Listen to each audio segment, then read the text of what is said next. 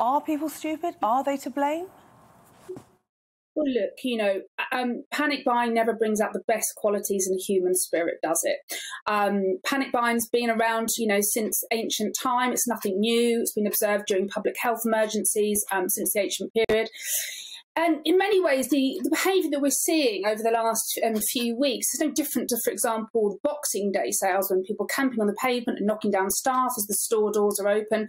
But of course, it's been exacerbated, hasn't it, by everything we've gone through over the last 19 months. And there's people have been under chronic stress, their nervous systems are fried, and of course, there's going to be higher levels of concern about everything.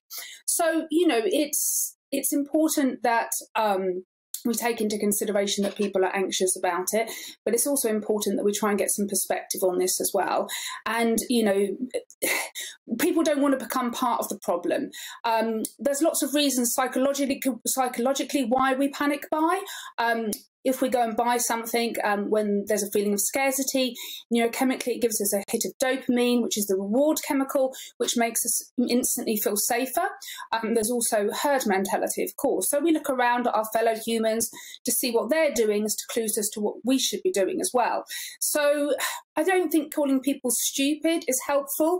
I think trying to understand why people are doing this and giving them better ways to perhaps cope with their levels of anxiety, and perhaps also looking at, you know, what happened last time you panic bought? Did you really need to panic buy to that level that you did? And was it due to an actual shortage, or was it due to mass panic buying? What we don't want to do is become part of the problem. Are there certain people who are more susceptible to being panicked and panic buying? Of course, anyone with high levels of anxiety, you know, we have these 4 physiological defences. We all have them, they're inbuilt. They're called fight, flight, freeze and fawn. So flight is when we get anxious, we catastrophise, that's when we do panic buy. We have fights, which is when we get angry, we defend our territory. And that's when we see an example of, you know, punch-ups at petrol stations, for example, that we've seen. Freeze is when we go into shock. Fawn is when we tend to feel really powerless. So all of us over the last 19 months have been shunted into these physiological states, in and out of them, because there's been a lot of anxiety, a lot of stress, and people have been under enormous pressure. Anyone with high anxiety, anyone who is more likely to catastrophise, is more likely to be susceptible to panic buying. And of course, the influence of media headlines. They're going to be absorbing them more readily and, you know, thinking I need to do something immediately. So what can we do to help someone who we see is suffering from anxiety and is more likely to be the person that goes and panic buys? You can see that it's affected them psychologically. What advice can we give them to help calm them down? Well, one of the first things I would say is that, you know, you have to look at reducing your levels of anxiety in whatever ways you can. Of course, you need to look after yourself and make sure that you're taking care of business, if you like. But you need to do whatever you can to bring your anxiety levels down. So you need to make sure that you're getting adequate rest, sleep, step away from whatever's triggering you. Reading, you know, a constant daily drip feed of doom about how everything is, you know, going to hell is really not going to help your nervous system. And again, you've got to bring some rationale to the situation. Look at the last time you panic bought. Did you need those things?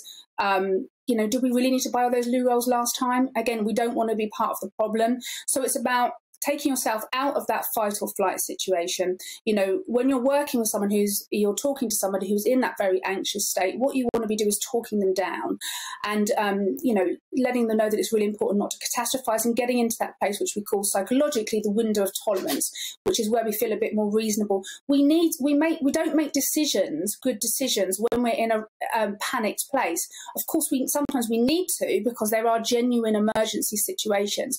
So asking yourself a series of questions, or asking the person that is in a very anxious state about panic buying, can be really helpful. Did you need to do this so much last time? Let's get really rational about it. Let's actually look at what's going on here, rather than just being impacted deeply by a lot of the, you know, media and social media headlines that are being bandied around.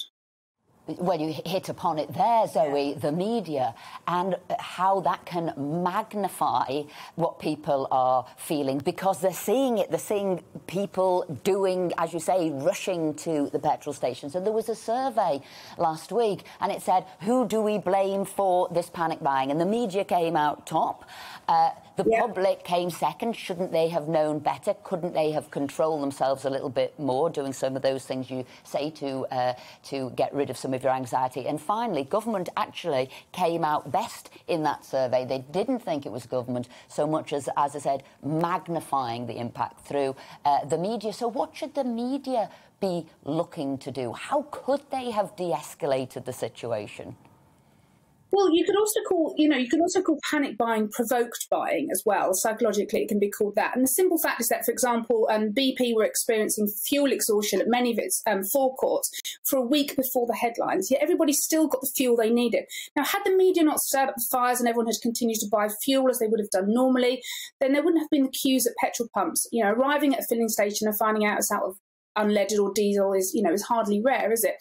And we'd all have done what we usually do when that happens and driven to the next gas station where there would have, probably been fuel.